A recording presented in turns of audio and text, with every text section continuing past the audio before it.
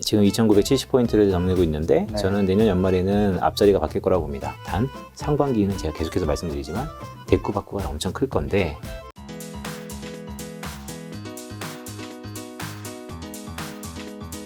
알겠습니다. 오늘 여러 가지 얘기해 주셨는데, 그럼 이제 현재 좀 이제 주식 시장, 네. 또 제가 알고 있기로 KB증권 네네 베스트 네네 애널리스트였다고. 네네 네, 저희는 뭐 이코노미스트, 그러니까 애널리스트 중에서도 글로벌 네. 경제를 보는 사람들을 이코노미스트라고 하는데요. 네. 네, 뭐 운 좋게 몇 번 이렇게 했었죠. 네. 그런 분에게 당연히 이 대한민국 주식 시장을 또 안 네. 여쭤보는 것도 실례지 않겠습니까? 네. 현재 주식 시장 좀 점검해 주신다면 어떻게 보세요? 네, 현재 주식시장은 사실은 재미가 없죠. 왜 재미가 없냐면 기존의 주식시장의 긍정적인 요인들, 그러니까 주식시장은 기업의 수익에 대한 프락시로서 기업이 돈을 벌면 주식시장 올라가는 겁니다. 네. 전반적으로. 그렇죠. 근데 그 안에서 어떤 산업이 먼저 돈을 벌까에 대해서 타이밍을 좀 구분해낼 수 있고 네. 또 어떤 기업이 성장하고 어떤 기업은 퇴보될까에 따라서 우리가 분류할 수도 있는 거고요. 근데 이런 걸 다 차치하더라도 지금의 주식시장은 상당 부분 불확실성이 높은 국면에 있고요. 이번 주가 되게 중요해요. 이번 주가요? 네, 왜냐하면 해외 IB들 FOMC는 다음 주인데? 네. 요번 주, 다음 주가 되게 중요한데 저는 수급적으로는 요번 주가 중요합니다. 왜냐하면 기관들이 북클로징이 들어가요. 그러니까 기관들이 이제 올해 장사를 접는다는 것이죠. 네. 그러면 물론 뭐 주린이 이후에 우리나라 주식시장에 개인들의 자금 유입이 꽤 커졌지만 네. 그래도 캐파가 크거나 다마가 큰 건 기관들이기 때문에 기관 자금이 이제 크로스되면 수급의 주체는 외국인 아니면 개인입니다. 네. 그러면 외국인은 환율이라든지 글로벌 경제 상황에 따라서 비교 우위에 따라서 한국 증시에 두드림이 있을 텐데 미국이 금리를 저렇게 올리고 테이퍼링에 대한 우려가 있고 그러면 아무래도 달러 강세를 더불어서 요즘 강세죠. 네, 그러면 한국으로 오는 자금보다는 이왕이면 미국으로 다시 흘러 들어간 자금이 꽤 많은 시기고요. 그렇다면 수급적으로 이렇게 두고 보면 결국 개인들의 수급밖에 남지 않는다. 라는 소결론을 일으킬 수 있는데 개인들은 실제로 보면 이벤트 드리블 또한 모멘텀 투자를 많이 하시기 때문에 앞으로 나오는 이벤트에 따라서 금융시장의 수급 주체가 두 개가 빠졌잖아요. 네. 그러니까 변동성이 엄청 커질 거예요. 그래서 저는 지금 이번 주가 북클로징하는 거의 마지막 주이기 때문에 이번 주를 끝으로 아니면 다음 주부터는 이 변동성이 훨씬 더 커질 거다. 그래서 그런 쪽에서 보면 올 한 해 사실 이번 주가 거의 좀 마지막 투자할 수 있는 적기 라고 짧게 시기에 끊어서 가면요 라고 보는 거고요. 근데 좀 더 전체적으로 이렇게 놓고 봤을 때는 호락호락하진 않죠. 지금 현재 이 약세장, 네. 그다음에 박스피 네네. 공간에 있는데 네네. 지금은 약세장으로 들어가고 있는 건가요? 완전히 아니면 지금 잠깐의 좀 조정이고 다시 강세로 왠지 갈 것 같지 않긴 한데 그래도 강세장으로 갈 수도 있는 건가요? 지금으로부터 1년 뒤 연말에는 지금보다 지수 자체의 레벨이 높아질 거라고 봅니다. 아, 2022년 연말 말씀하시는 네, 거죠? 지금 2,970포인트를 넘기고 있는데 네. 저는 내년 연말에는 앞자리가 바뀔 거라고 봅니다. 네. 물론 이전에도 바뀌었었죠. 그러다 다시 2,900으로 내려왔던 거니까요. 그래서 그 말은 건 뭐냐면 다시 한번 힘을 내는 듯한 우리 증시의 긍정적인 뷰를 갖고 있어요. 그만큼 성장성이라든지 기업들이 돈을 버는 기업들이 우리 증시를 이끌 겁니다. 단 상반기는 상당 부분 고충이 있어 보여요. 왜 이렇게 말씀드리냐면 네. 결국 증시를 설명할 때 자기의 주특기라는 게 있잖아요. 네. 저희 주특기는 글로벌 경제입니다. 글로벌 경제가 공교롭게 지금 주식시장의 상당 부분 중요한 핵심 키워드를 갖고 있어요. 뭐냐면 인플레이션. 그래서 그 인플레이션 때문에 전 세계에 유동성을 공급했던 중앙은행의 선두그룹인 연준이 네. 과연 어떤 스탠스를 취할 건가에 대해서 상당 부분 앞으로 6개월 동안은 우리 주식시장의 센트를 결정할 수 있기 때문에 그의 결과물로 환율도 결정되고요. 금리도 결정되고요. 환율과 금리는 결국 외국인의 수급에 모든 것을 좌우한다라고 저는 보고 있어서 네. 결국 그런 의미에서 보면 이 두 가지만 잘 알고 있으면 네. 앞으로 주식시장이 약세장으로 계속해서 갈지 아니면 다시 강세장에 대한 기회를 엿볼 수 있을지 조금이라도 힌트를 알 수 있는데 네. 제가 볼 때는 지금부터 1년 뒤에는 네.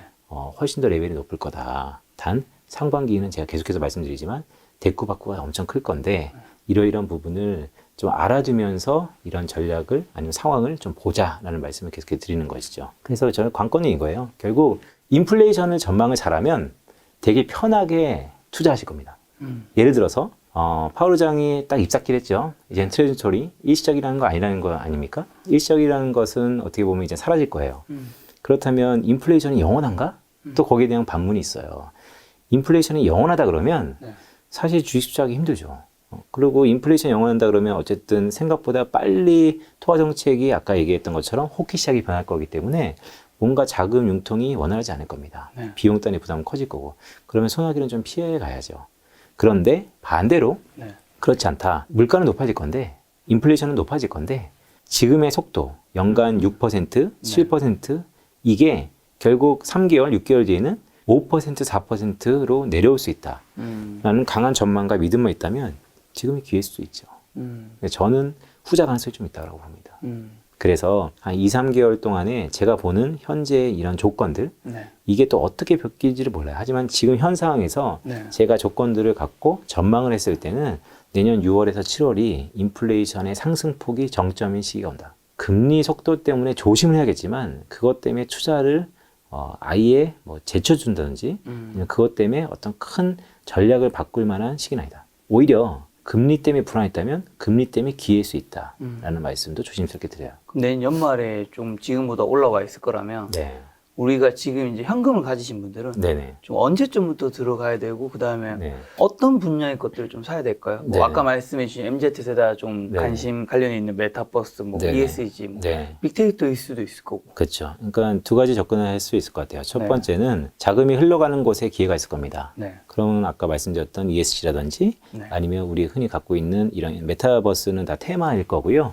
근데 궁극적으로 한국 시장에서 돈을 버는 한국 기업들 중에서 세상의 변화에 따라서 돈을 버는 것은 결국 반도체와 2차 전지 그런 걸 계속 안고 가는 거예요. 네. 최근 들어서 플랫폼화가 좀 더 비즈니스가 되면서 좀 더 많이 비즈니스 영역이 넓어졌고요. 네. 그래서 이런 부분들은 계속해서 가져가는데 문제는 다 좋단 말이죠. 그런데 그런 거를 잘 알고 있었던 지난 1년 동안을 복귀해 보면 한국의 코스피 시장이 결국 답은 뭐였냐면 어떤 테마, 어떤 성장, 산업도 중요하지만 주식은 어떤 주식을 사야지 가장 좋죠? 오르는 주식이요? 저는 싼 주식을 사는 게 가장 좋은 것 같아요.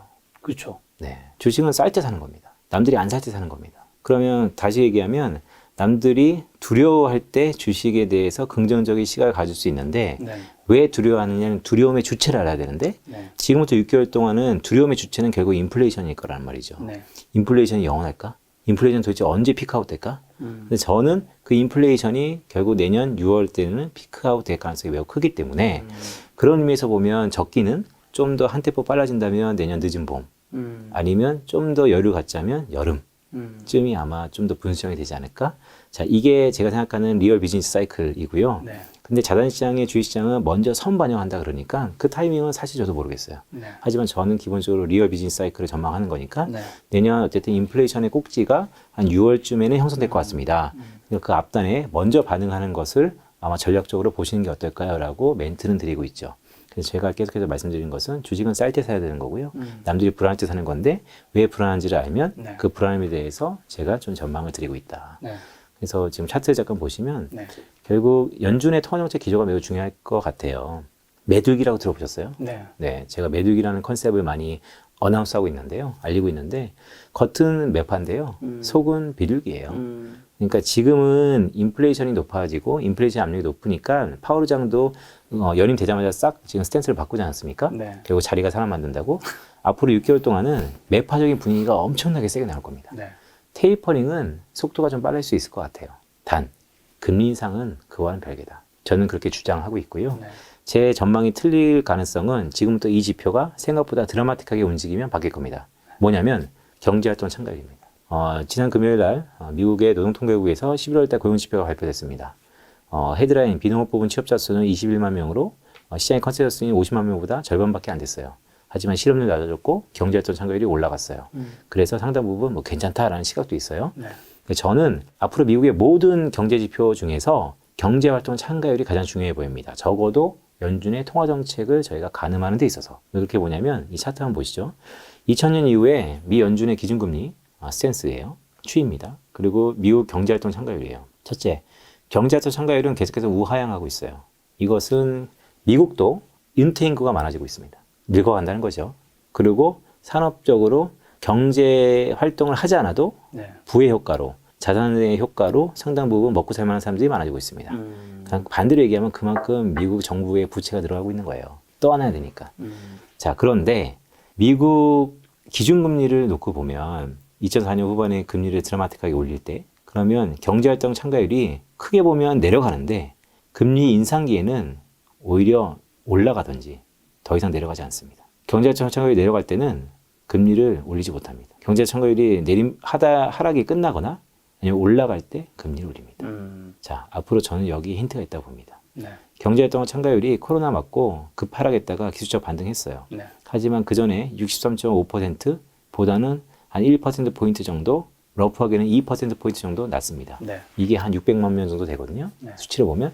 그러니까 코로나 터지고 나서 미국의 고용시장에서 일하던 사람들이 600만 명이 다 이탈한 거예요. 돌아오지 않고 있어요.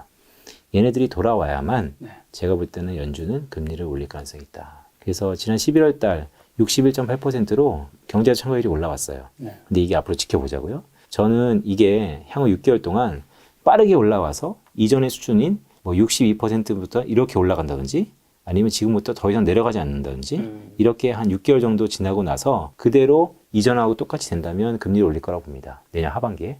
그런데 지금처럼 다시 내려가던가 네. 아니면 아직까지 올라가는 듯한 모습이 보이지 않는다면 네. 저는 영원히 금리를 못 올릴 거라고 봐요. 그래서 통화정책은 겉으로는 매파적일 수 있지만 내부적으로 경제활동 참가율이 얼마나 드라마틱하게 상승하느냐에 따라서 다른데 그러면 우리가 이제 여기서 좀 더 나가서 이제 인덱스하게 하는 거죠. 그럼 왜 도대체 경제활동 참가율이 이렇게 안 오르고 있냐. 네. 코로나 터지고 나서 도대체 미국인들은 왜 일자리로 돌아가지 않는가. 네. 거기에 대해서 저는 이제 분석이 가장 중요하다고 보고요. 자동화 뭐 기계화인가요? 그렇죠. 그런 것도 있지만 좀 더 스페시픽하게 보면 첫 번째로는 이런 거예요. 코로나 터지기 전에 저희가 64세였어요. 네. 아, 내년, 내후년에 은퇴였는데 코로나 터졌어요. 그래서 보조금 받고 집에서 있었어요. 다시 가려고 그랬는데 이제 은퇴 연령이 넘었어요. 그런 인구가 한 200에서 300만 명 정도 되고요. 또 하나는 경제활동 참가율에서 이탈했는데 비자발적으로 직업을 잃었는데 네. 재테크, 주식 투자 잘해갖고 또한 새로운 코인 열풍이 이렇게 하고 딱히 옛날처럼 주당 20불 받는 일자리로 돌아가기 싫은 거죠. 안 가도 되는 거죠. 네, 그런 수요도 있고요. 끝으로는 기업들이 아까 말씀드렸던 것처럼 옛날에 딱 구조조정을 하고 나니까 기업은 결국 이런 위기는 세계 역사의 또 다른 아픈 현실인데요. 위기는 기업들에게 구조조정에 항상 명분을 줬어요. 그래서 이번에도 이렇게 될 바에 훨씬 더 일자리를 옛날보다 좀 줄여갈 가능성이 있고 또 지금 리오프닝이 되지만 옛날처럼 100% 리오프닝이 아닌 단계별로 하다 보니까 옛날에는 한 번에 10명 있던 사람이 5명이 실직됐는데 한 번에 5명이 다시 필요한 게 아니고 한 명씩 늘리다 보니까 속도가 좀 있다. 그래서 그런 것들이 다 복합적으로 있기 때문에 네. 어떠세요? 쭉 들어보면 그냥 시간은 좀 오래 걸리겠다는 생각 들지 않으세요? 네. 네, 저는 그래서 그렇습니다. 이게 올라가겠죠. 근데 아무만 봐도 이런 여러 가지 상황들이 단기간에 뭐 한 6개월 만에 될 것 같지는 않은데 왜냐하면 경제가 정상 상태라면 저도 뷰를 바꾸고 JP모건이나 골드만삭스처럼 내년 한 6월 달부터 금리 올리겠네 라고 전망하겠지만 이게 미국이 지금 정상 상태가 아닌데 이렇게 매월 발표되는 경제지표에서 경제도 참가율이 지금처럼 계속해서 오를까? 저는 약간 퀘스천입니다. 그래서 앞으로 이 부분에 따라서 저희 전망도 좀 바뀔 수 있지만 네. 어쨌든 지금 상태에서 보면 이거 녹록치 않습니다 라고 말씀드리는 거죠. 그렇다면 다시 모두에 말씀드려서 연준이 테이퍼링은 아마 지금 순순대로 네. 아니면 좀 더 앞당길 수 있을 겁니다. 그쵸. 그것 때문에 휘둘릴 수 있어요. 그래서 그것이 완전히 드러나지 않는 한 쉽게 중장기적인 전략을 필 때는 아니다. 수학은 일단 피하자. 단 테이퍼링이 끝나고 곧바로 금리 인상 때문에 우려 때문에 아예 영원히 주식시장을 쳐다보지 않는 게 아니고 결국 시차가 있을 것이다. 그래서 그 시차를 이용해서 진입 시점을 좀 생각해보자. 이런 말씀을 드리는 것이죠. 자, 그럼 내년에 어쨌든 지금보다 좀 더 좋게 보신다면 네. 상승 동력도 좀 네. 좋은 건지 어떤 건지. 다시 한번 말씀드리면 올해보다 내년 말이 네. 레벨 자체가 높을 겁니다. 지금 코스피가 2970포인트로 마감했으니까요. 내년도에는 3자를 다시 한번 볼 수 있을 겁니다. 오히려 퍼포먼스가 뛰어나면 3자 후반대도 충분히 가는 거라고 봅니다. 단 상승폭은 이전보다는 좀 경감될 수밖에 없다라고 봅니다. 그게 주식뿐만 아니고 전통자산 전반적으로 다요. 자, 그렇게 보는 이유에 대해서 좀 몇 가지 말씀드릴게요. 먼저 팩트체크부터 하시죠. 코로나 이후에 가장 짧았던 위기라고 제가 말씀드렸어요. 코로나는 가장 짧았던 위기인데요. 제가 2020년 3월생 아들이 하나 있어요. 그 아들은 향후 15년 뒤에 저한테 물어볼 것 같아요. 네.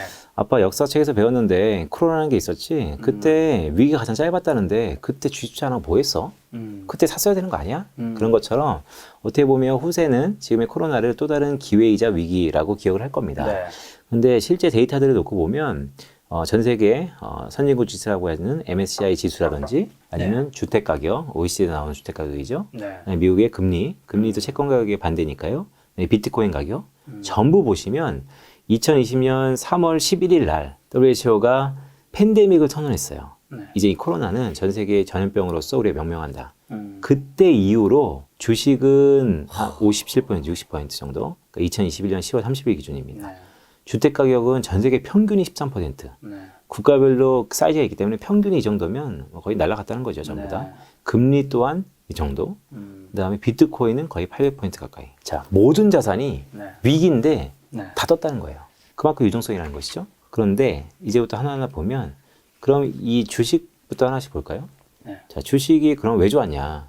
결국 유동성의 힘이었다. 네. 왼쪽 차트는 가장 유명한 차트예요. 블룸버그에서 늘상 얘기하는 건데 미국의 S&P 500을 얼마나 들어올렸냐를 봤더니 자사주 매입, 바이백이 이만큼 컸다. 그러니까 기업들이 돈이 많으니까 자사주를 매입해 줬다는 거죠. 주주하는 정책 중에 하나로. 그렇기 때문에. 그런데 앞으로 이렇게 가능할 수 있을까? 퀘스천. 왜냐하면 정부에 대한 바이든 정부에 대한 입김도 있고요. 네. 상당 부분 앞으로 돈이 이렇게 계속해서 벌 수 있을까에 대한 우려도 있고요. 네. 두 번째 뭐냐면 가운데 있는 겁니다.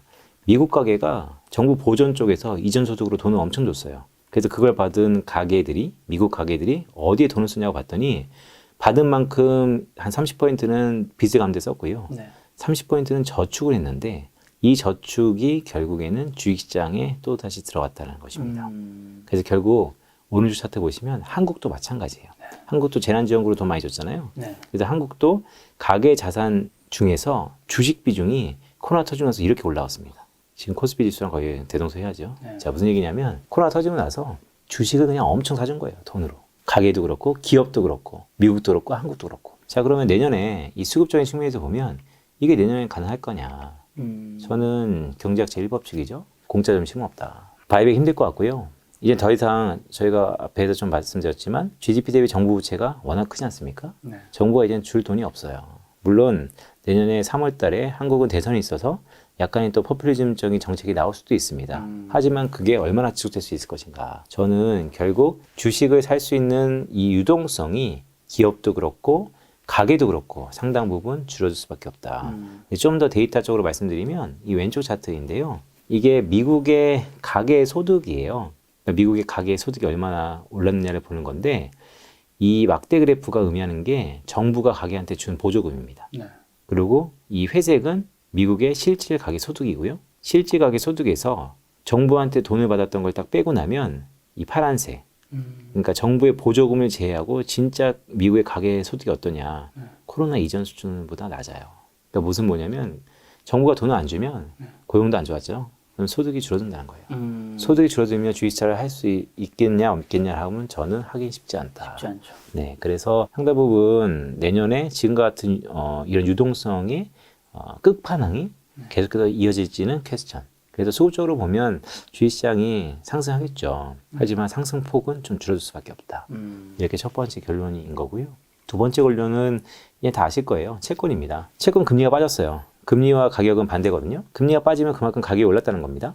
가격이 오르면 좋은 거죠. 채권 투자는. 근데 채권은 왜 이렇게 금리가 빠졌냐라고 보면 결국 미국의 중앙은행이 계속해서 사줬다. 이 중앙은행이 사줬기 때문에 채권 가격은 채권의 금리는 하락하고 반대급부인 가격은 올랐는데 아시는 것처럼 이제 테이퍼링 하고 있잖아요. 그러니까 더 이상 사주지 않습니다. 그렇죠. 사주는 규모가 점점 줄고 있어요. 이것도 당연히 계속해서 이어질 수는 없다. 근데 여기서 좀 테크니컬히 좀 말씀드리면 이런 거예요. 연준의 테이퍼링이 월 150억 달러씩 이렇게 진행되고 있습니다. 네. 12월 달에 어떻게 바뀔지 몰라요. 그래서 이 상태로 가면 6월이면 끝나요.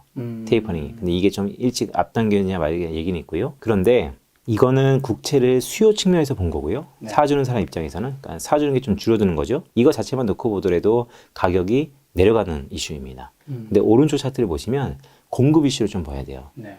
미국 재무부도 4분기부터 3분기보다 4분기에 국채 발행을 축소시켰어요. 그러니까 공급 자체도 줄이고 있어요. 네. 그래서 기본적으로 이 국채는 이전에 봤던 수급 자체가 이전만큼 녹록치는 않다. 그래서 수요 공급을 놓고 보더라도 채권 시장이 좋은 시장 같다라고 보는 게 가장 큰 의미이고요. 이 부동산은 다들 관심이 많으실 것 같아요. 드디어 이제 부동산인가요? 네. 과연 2022년 부동산은 네. 또 어떻게 될런지. 네, 저는 가계영재 대부분의 재테크를 부동산을 하고 있습니다. 아, 네, 제 처도 여의도에 부동산 관련된 일을 하고 있고요. 네네. 네, 그래서 부동산을 감히 말씀드리면, 그러니까 제가 아는 선에서만 말씀드릴게요. 네. 좀 바이어스가 있을 수도 있어요. 근데 실제 투자하는 입장에서 보면 부동산은 특히 금리가 중요합니다. 그렇죠. 근데 금리는 레벨보다 속도가 중요합니다. 그러니까 시장의 기대가 점점 빨라지는 속도에서는 부동산의 센티가 스퀴즈될 수밖에 없어요. 하지만 궁극적으로 모두에 말씀드렸던 것처럼 금리를 과연 어디까지 올릴 수 있을까? 네. 초이노믹스 막판에, 그러니까 박근혜 정부 막판에 최경환 총리가 초이노믹스 했잖아요. 네. 그때 대출 금리가 5% 후반이었어요. 그때도 집을 많이 샀습니다. 지금 좀 올랐다 해봤자 3% 후반. 그럼 아직도 100에서 150bp, 러팡이 200bp 정도도 갭이 있어요. 네. 그래서 레벨 갖고는 여전히 놓고 보면 부동산 시장이 저는 상승 모멘텀이 살아있다. 단 속도 측면에서 상당 부분 센티는 줄어들 수 있다. 그러면 결국 대출의 한계를 넘어간 지금 이제 대출을 어차피 일어나지 못하는 고가의 영역에서는 이런 금리와 상관없이 수급이 이어질 겁니다. 그래서 거래는 원래 전반적으로 줄고요. 그러면 이게 딱 가격은 높아질 수밖에 없는 게 고가 영역에서 한두 번 거래가 되고 저가 영역에서는 거래가 안 되니까 결국에는 가격은 한 단계 레벨업 될 수밖에 없다라고 보는 것이고요. 하지만 모두에 말씀드렸던 것처럼 속도 자체가 좀 더 빠른 룸도 있어서 센티는 좀 스퀴즈 될 수 있을 거다. 한국은행이 연이어서 11월 달에 기준금리를 25p 올리면서 한국도 코로나 이전에 1%대 기준금리로 다시 한번 회귀하지 않았습니까? 한국이 0%대 기준금리가 끝났어요. 더구나 이번에 이주열 총재가 어떤 얘기 했었냐면 내년에 자기가 임기가 2월 말에 마감인데 그 전까지 한 번 더 올릴 수도 있다는 얘기까지 했어요. 그러면 계속해서 시장은 금리는 올라가겠다. 근데 지금처럼 스텝 바이 스텝이면 저는 여전히 마찬가지입니다. 부동산 가격은 우상향, 다시 상승폭은 제한적. 근데 그게 얼마나 오를 수 있을까에 대해서는 저는 많이 못 오르기 때문에 여전히 부동산 가격은 어떤 특정 지역을 중심으로 계속해서 지금의 상태가 이어질 것이다. 이렇게 보고 있는 것이죠.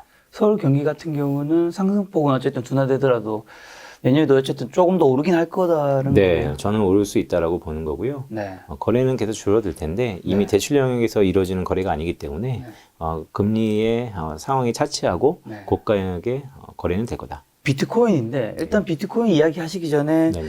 최근에 한번 폭락을 했잖아요. 네, 그렇죠. 이 폭락 이유가 조금씩 다 다르게 맞습니다. 언급이 되어 있더라고요. 네. 어떻게 보세요? 그 뭐 찰리 먼거가 또 이제 한마디 했죠. 코인을 네. 세게 한마디 해서 그렇죠. 떨어졌다는 얘기도 있는데 네. 또 한 축에서는 네. 원래 먼거는 네. 늘 그렇게 얘기했기 때문에 이건 큰 건 아니었다. 그렇죠. 뭐 다른 네. 얘기도 있고 하던데. 네네. 오늘은 이제 비트코인이 어떠한 원동력에 의해서 올라가는 거에 대해서 말씀을 좀 드릴 건데 네. 지금 상황을 놓고 말씀드리면 저는 통과 의뢰 진통이라고 보고 있어요. 진통이라는 것은 결국 비트코인은 대체 자산으로 한 단계 레벨업이 됐습니다. 더 이상 이제 ETF도 생겼으니까요. 맞아. 이젠 수면 위로 올라온 거예요. 그러니까 진통은 있을 겁니다. 하지만 또 다른 자산으로서의 자리매김은 분명히 했다라고 보고 있고요. 비트코인을 좀 더 롱텀하게 바라보실 필요가 있어 보여요. 결국 저는 비트코인은 지금의 해지 자산으로서의 유인, 그러니까 인플레이션을 해지하는 전통적인 금과 더불어서 또 하나의 유인인 비트코인, 이 부분이 상당 부분 상승세가 이어질 수 있다. 물론 혹자가 얘기하는 것처럼 한 번에 1억 가고 10억 가고 전혀 모르겠어요. 뭐 10억 가겠죠, 언젠간. 아, 그렇게 생각하세요? 그렇죠. 근데 문제는 언젠가예요.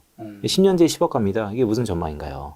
당장 내년, 당장 다음 달에 어떻게 될지가 궁금한데, 근데 저는 봤을 때는 지금의 이런 진통은 저는 긍정적으로 보는 사람 중에 하나입니다. 그렇게 보는 가장 큰 이유는 지금 비트코인의 유인은 차트에 보시는 것처럼 결국 인플레이션 해지 자산이다. 그리고 왼쪽 차트는 최근 소비자 물가 압력이 미국에서 높아지면서 비트코인 가격이 대동소이하게 각광받고 있다라는 것을 좀 러프하게 보여드리는 거고요. 인플레이션 해지 자산은 금이에요, 전통적으로. 그렇죠. 근데 1970년대부터 금이 사실 인플레이션의 또 다른 해지 자산으로 각광받았거든요. 1970년대부터 현재까지 금 가격의 추이고요. 이것을 2018년도 비트코인이 좀 더 수면 위로 올라온 상황부터 그려봤어요. 저는 글쎄요, 금 가격의 과거 히스토리컬한 모습이 앞으로 비트코인의 향후 모습이지 않을까? 비슷할 수 있다. 네, 그렇게 보고 있는 것입니다. 자, 지금 우리가 주식과 부동산과 비트코인, 그 다음에 뭐 채권도 얘기했는데, 어쨌든 일반한 사람들은 앞에 세 가지를 많이 하잖아요. 그렇죠. 근데 위원님은 아까 부동산에 가장 초점 맞추신다고. 네네. 왜요? 가정경제는 아시잖아요. 와이프가 다 하는 겁니다. 네. 아니, 남편이 네네네. 그래도 네네. 애널리스트, 이코노미스트니까 네네네. 요 가정은 좀 다를 수 있잖아요. 저는 끝없이 뷰를 드리죠. 저희 와이프께. 네, 금리는 이렇다 저렇다. 그래서 부동산 결정할 때 금리 속도 레벨을 제가 많이 집에서 세미나를 많이 했고요. 근데 이제 키는 와이프가 갖고 있으니까. 네. 근데 좀 소소하게 네. 저는 사실 새로운 것에 대한 투자를 다 합니다. 그래서 비트코인도 많이 하고 있고요. 사실 알트코인도 많이 하고 있고요. 그러니까 특히 비트코인은 알고 공부한다라기보다는 사면서 공부하는 성향이 좀 강해요. 조금씩 옵저버로 몇 개 좀 사보고 괜찮으면 또 공부하고 그래서 네. 결국 비트코인이나 이더리움이나 이런 어떤 자리매김한 대체 자산에 대해서는 상당히 긍정적인 뷰를 갖고 있다. 그래서 오늘 제가 이렇게 말씀드린 것도 네. 자, 비트코인 시장이 금의 해지의 위인을 상당 부분 갖고 있고 그리고 수면 위로 올라왔고 그러니까 제도권에 올라왔고 제가 볼 때 유동성도 어느 정도 계속해서 가고 있고 비트코인의 지금의 진통은 통과 의례다라는 말씀 드리는 것도 제가 비트코인을 좋게 보는 사람 중에 하나니까 그렇게 말씀을 드리는 거예요. 물론 바이어스는 있겠죠. 하지만 제가 보는 한 이런 유인이 살아있는 한 계속해서 긍정적으로 본다. 이렇게 말씀드리는 겁니다. 비트코인 관련해서는 누군가 그런 얘기 하시더라고요. 10년 뒤에 비트코인은 만원이 될 수도 있고 아, 그렇죠. 10억이 될 수도 있다. 그거는 이제 모른다는 거죠.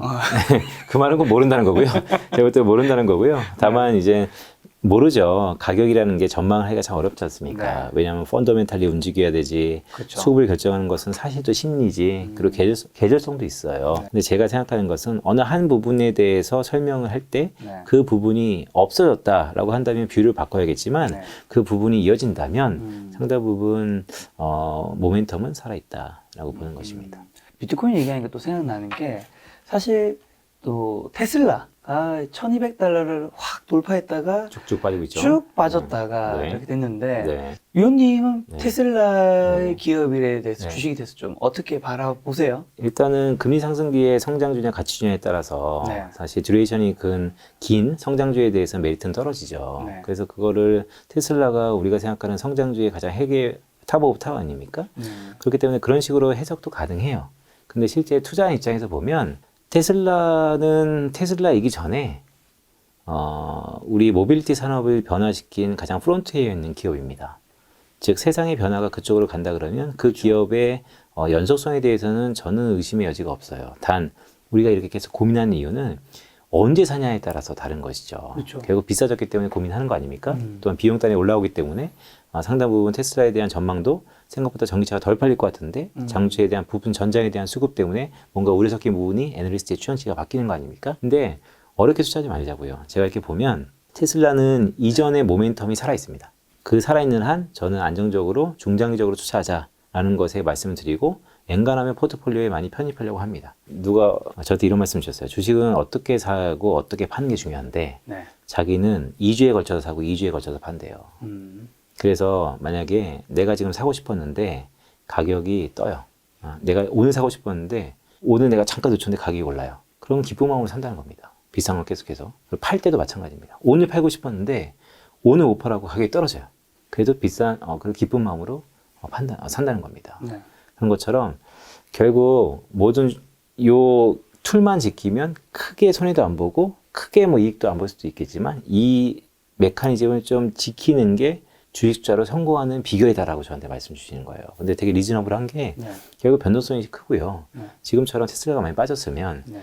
기본적으로 테슬라 산업을 보는 모멘텀이 살아있는 한 지금처럼 조금씩 평균 단가를 낮춰가면서 할 수 있는 기회다. 라는 말씀도 드리는 것이죠. 근데 그분이 말씀하신 거 왜 2주에? 자기는 2주를 정했대요. 10일 거래일. 네. 다양하게 경험해. 네. 근데 그거는 뭐 저희가 선취하는 거죠. 뭐 일주일이 될 수도 있고. 네. 그만큼 여유를 갖고 사고 여유를 갖고 팔라는 얘기를 하시는 것 같아요.